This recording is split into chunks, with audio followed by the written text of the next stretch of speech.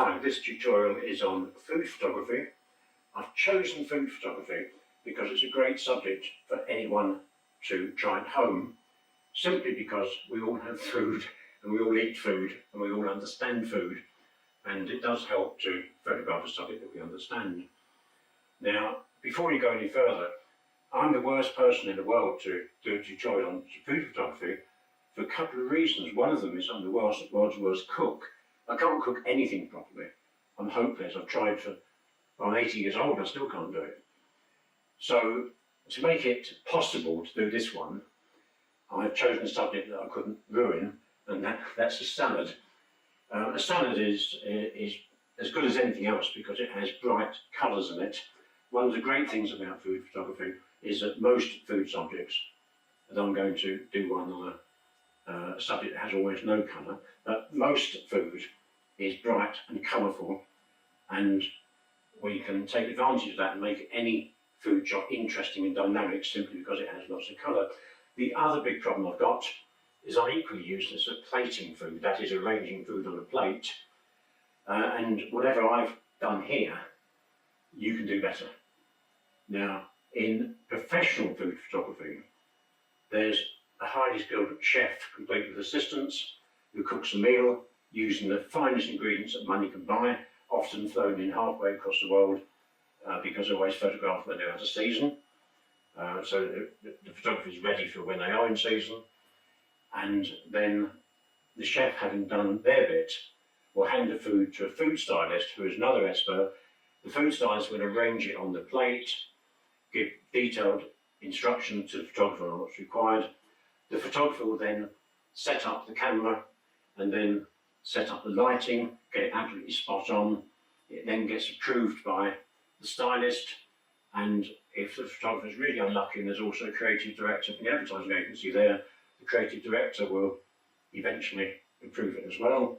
The shot is then ready to take. It's set by the time this has happened, the food no longer looks fresh because it's taken too long. So the chef, while all this has been going on, has been preparing a second meal. The second meal is then finished, plated, presented, given to the photographer.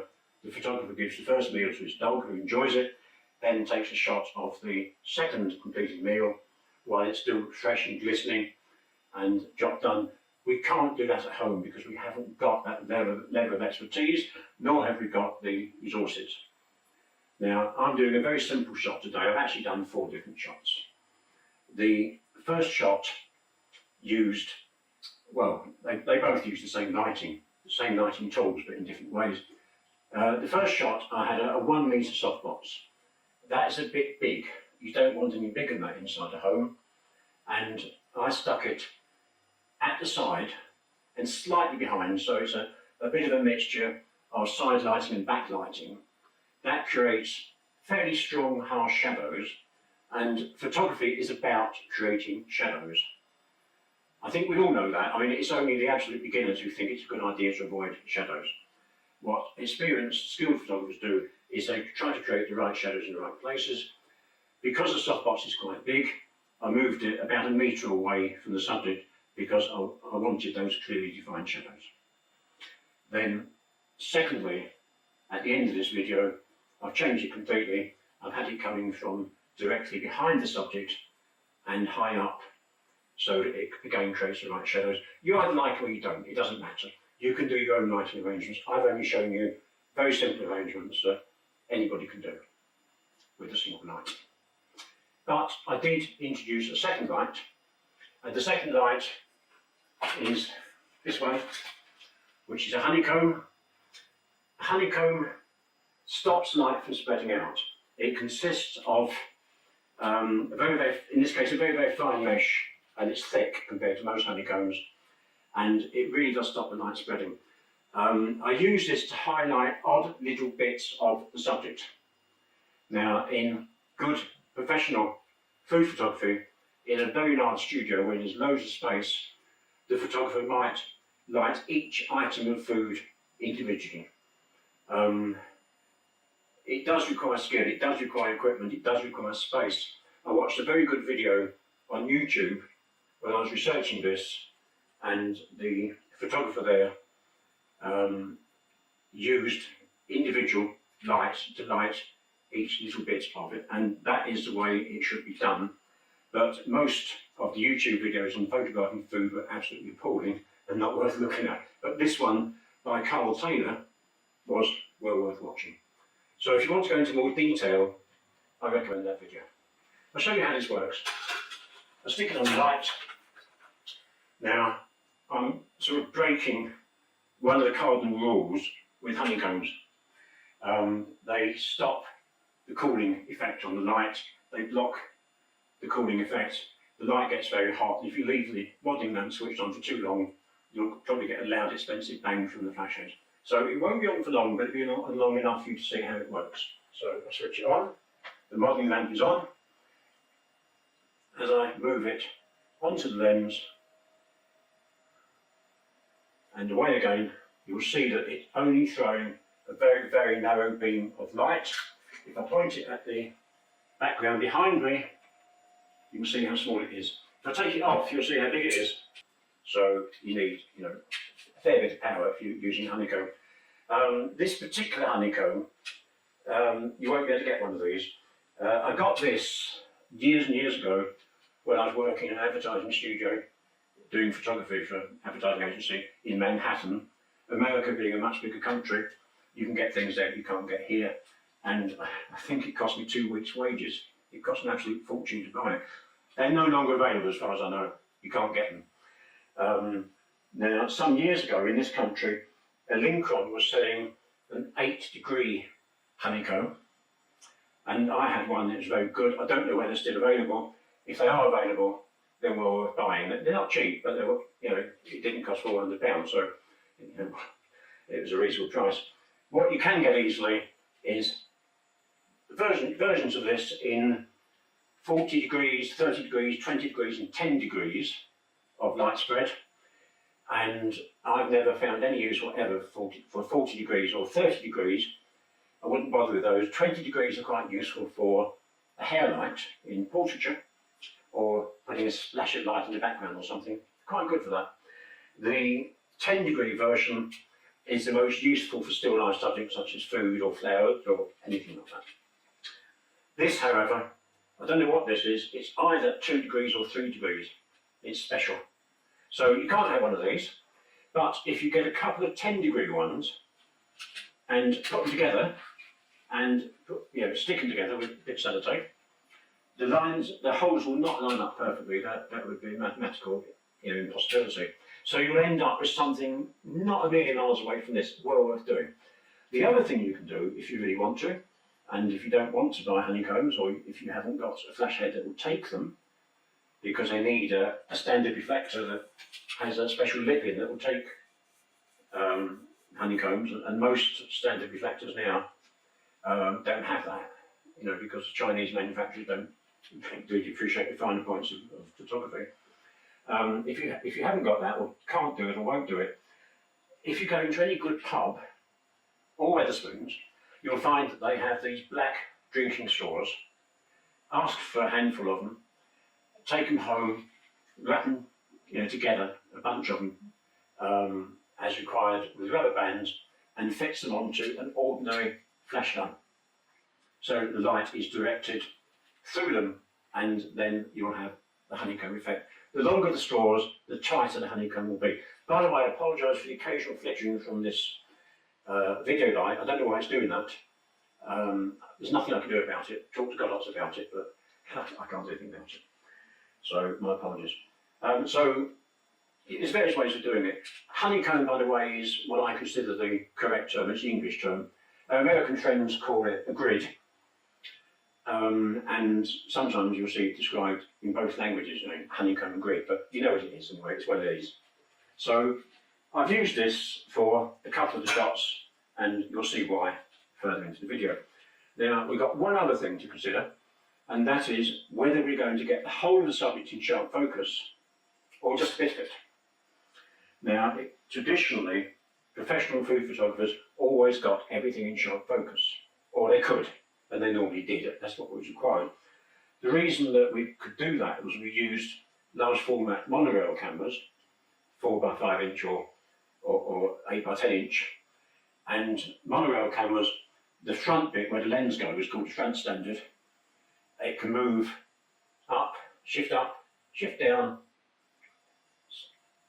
shift left, shift right, tilt down, tilt up, swing right, swing left. Okay?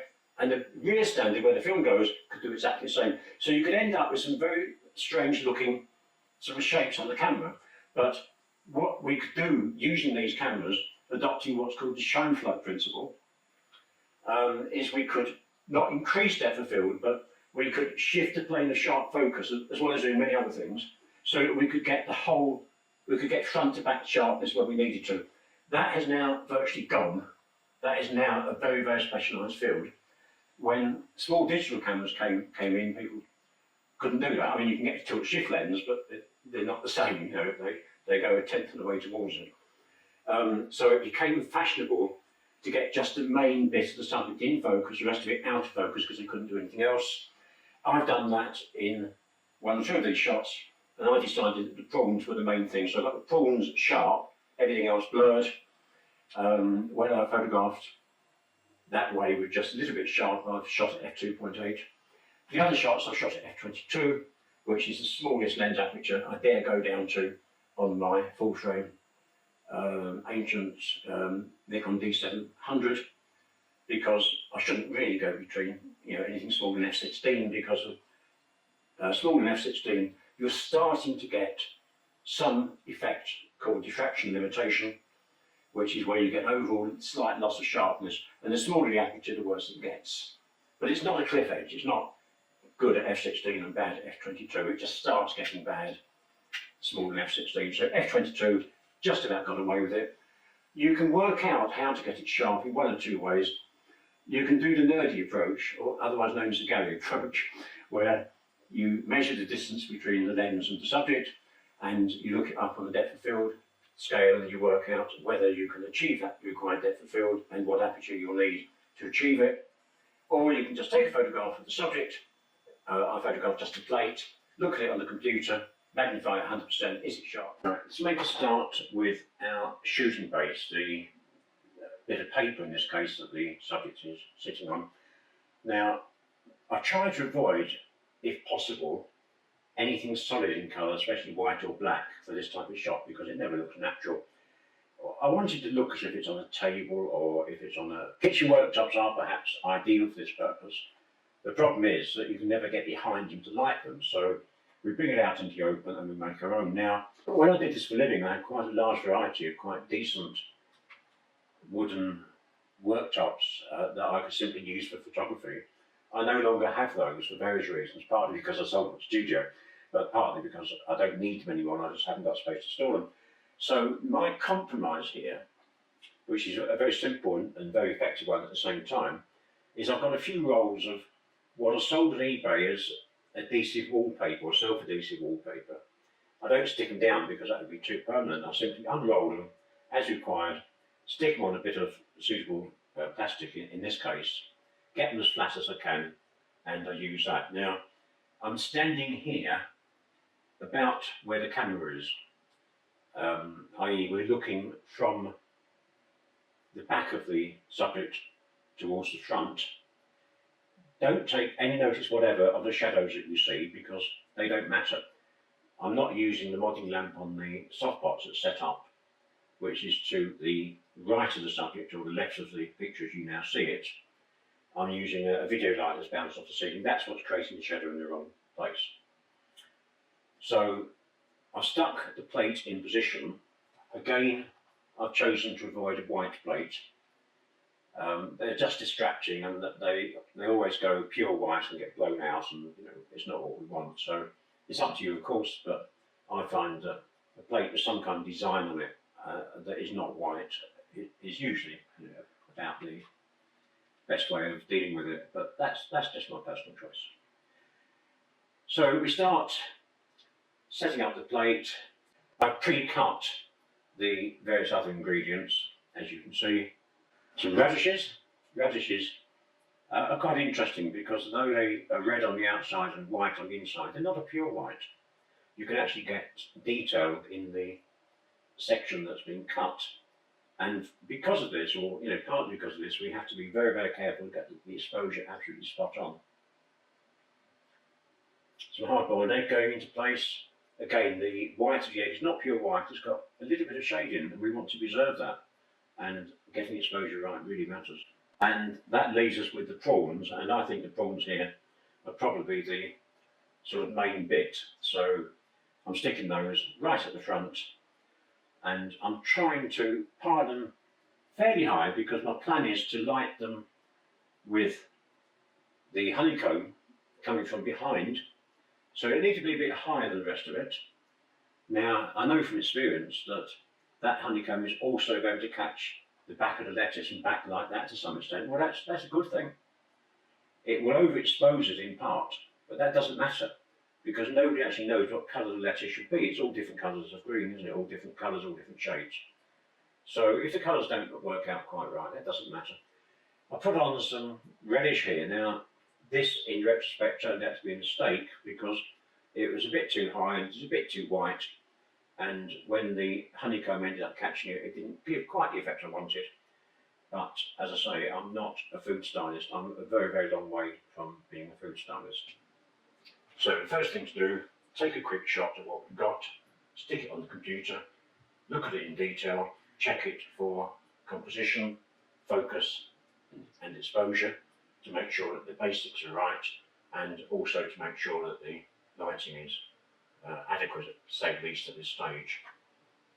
So